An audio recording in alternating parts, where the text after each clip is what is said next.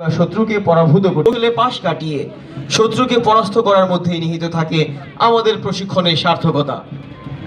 প্রিয় সুধী, আমাদের অকুতোভয় দুর্বার যোদ্ধারা আকাশ থেকে ঝাঁপিয়ে পড়তে পারে, আবার আগুনের মাঝেও লাফিয়ে পড়তে পারে। আর কথা নয়, এবারে প্রমাণ করার পালা। প্রথমে আপনারা দেখবেন সিঙ্গেল ফায়ারিং ডাইভ।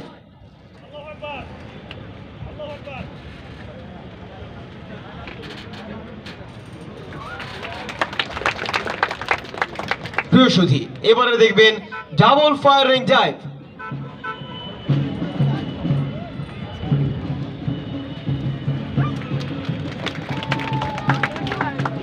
এবং এবারের আকর্ষণ ট্রিপল ফায়ারিং ডাইভ।